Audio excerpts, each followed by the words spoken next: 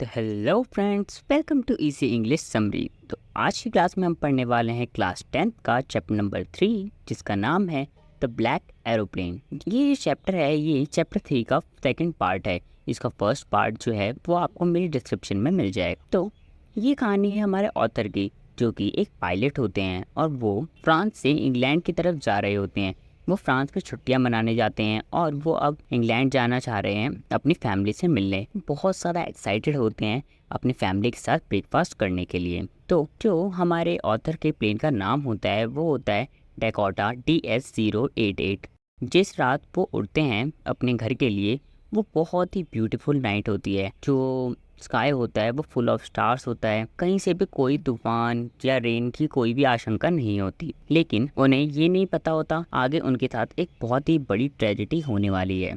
तो रात के 1:30 बज रहे होते हैं। जो हमारे ऑथर होते हैं वो कंट्रोल रूम में फ़ोन करते हैं और कहते हैं कि मैं वहाँ पर पहुँचने वाला हूँ। कंट्रोल रूम से रिप्लाई आता है कि टर्न 12 डिग्री वेस्ट नाउ। तो जैसा कि कंट्रोल रूम कहती है, जो हमारे ऑथर हैं वो 12 डिग्री वेस्ट में मुड़ जाते हैं। तो इसके बाद जो ऑथर है वो अपना कंपास चेक करते हैं। वो अपना लास्ट फ्यूल टैंक जो होता है उसे ऑन कर देते हैं और 12 डिग्री वेस्ट की तरफ मुड़ जाते हैं, अपने इंग्लैंड की तरफ। जो ऑथर होते हैं उनके दिमाग में सिर्फ एक ही चीज़ चल रही होती है, वो ब्रेकफास्ट, जो कि वो अपनी फैमिली के साथ करने वाले होते हैं। तो जो हमारे ऑथर हैं वो पेरिस को 150 किलोमीटर पहले छोड़ चुके होते हैं और अब उनके सामने बहुत ही घने बादलों का एक पहाड़ खड़ा हो जाता है, जो कि बहुत ही काले बादल होते हैं। लेकिन हमारे ऑथर के पास इतना ज़्यादा फ्यूल भी नहीं होता कि वो जो अपने प्लेन को ऊपर से या फिर नीचे से उस बादल के ले जाएं। तो वो डिसाइड करते हैं कि मैं थोड़ी सी डेयरिंग दिखाऊंगा और तूफान के अंदर से ही अपने प्लेन को लेके जाऊंगा।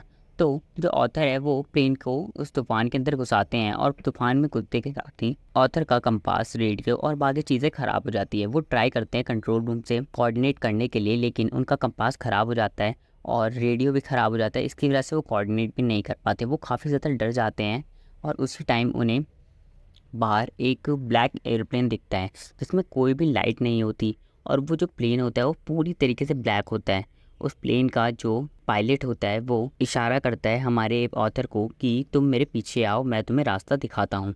तो ऑथर भी बिल्कुल एक छोटे बच्चे की तरह उसके पीछे पीछे जाना स्टार्ट कर देते हैं और वो जब उनके पीछे पीछे जाते हैं तो वो जो ब्लैक एरोप्लेन है वो उसे बाहर निकाल देता है उस तूफान से। तो जैसे ही वो तूफान के बाहर निकलते हैं वो देखते हैं कि उनका फ्यूल टैंक ऑलमोस्ट ख़त्म होने वाला होता है। तो आधे घंटे इस तूफान से लड़ने के बाद उनका फ्यूल टैंक बिल्कुल ख़त्म होने वाला होता है और एकदम से उनको दिखाई देता है रनवे, जिस पे वो अपने प्लेन को लैंड कराते हैं।